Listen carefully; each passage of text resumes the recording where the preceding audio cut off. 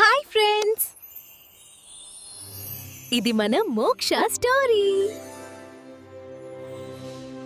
ఈ చిన్న వస్తువు మోక్ష జీవితాన్ని మార్చబోతోంది. ఈ చిన్న వస్తువు నా జీవితాన్ని మార్చబోతోంది. ఆ రోజు బయట వర్షం పడుతోంది. ఇంట్లో అందరూ కింద ఉన్నారు. కాని మోక్ష మాత్రం ఒంటరిగా యాటిక్లోకి వెళ్ళింది.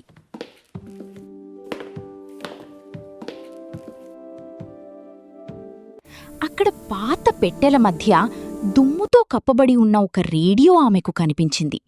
అది చూసి ఇది ఏమిటి, ఇంకా పనిచేస్తుందా అని ఆలోచిస్తూ ఆమె నెమ్మదిగా ఆన్ చేసింది. కాని వినిపించింది కేవలం ష్ అనే శబ్దం మాత్రమే. వెంటనే ఆమె ముఖం కాస్త దిగులుగా మారింది. పాడైపోయిందనుకుంటా అనుకుంది. అప్పుడే వెనక నుండి ఒక స్వరం, దాన్ని ఆపకు అని వినిపించింది. మోక్ష ఒక్కసారిగా తిరిగి చూసింది. తాతయ్య అక్కడే నిలబడి ఉన్నాడు. ఆయన నెమ్మదిగా ముందుకు వచ్చి రేడియోని చేతిలోకి తీసుకుని, ఇది సాధారణ రేడియో కాదు అని మెల్లగా అన్నాడు. ఆ తర్వాత ఒక ఫ్రీక్వెన్సీకి ట్యూన్ చేశాడు. అప్పుడు ఆ శబ్దం మారిపోయింది. అది పాట కాదు, ఒక కథలా వినిపించడం మొదలైంది. రేడియోలో వినిపిస్తున్నది తాతయ్య చిన్నప్పటి జీవితం, ఆయన ఎదుర్కొన్న కష్టాలు, ఆయన కలలు, ఆయన చేసిన పోరాటం, ఇవన్నీ ఒక్కో మాటగా వినిపిస్తున్నాయి. నా జీవితంలో కష్టాలు. ఆ రోజుల్లో ఈ దారుల మీద నడవడం చాలా కష్టమైన పని. కాని ఆ కష్టాలే నా జీవితాన్ని బలంగా మార్చాయి.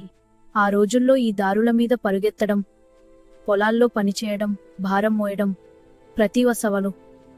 కాని వదలలేదు. మోక్ష నిశ్శబ్దంగా వింటోంది. ప్రతి మాట ఆమెకు కొత్తగా అనిపిస్తోంది. ఆమెకు ప్రపంచం కాసేపు ఆగిపోయినట్టుగా అనిపించింది. ఆమె కళ్లలో నీళ్లు మెరుస్తున్నాయి.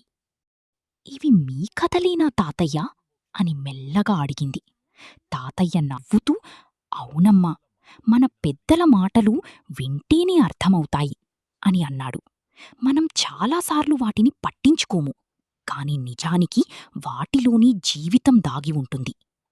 ఆ రోజునుంచి మోక్షలో ఒక చిన్న మార్పు వచ్చింది. ఆమె ఆ రేడియోను జాగ్రత్తగా తన చేతిలో పట్టుకుంది. ఇప్పుడు అది పాడైన వస్తువు కాదు, అది ఆమె కుటుంబానికి చెందిన ఒక జ్ఞాపకం, ఒక అనుభవం, ఒక బంధం. ఎందుకంటే చివరికి వినడమనేది ప్రేమలోనే ఒక గొప్ప రూపం.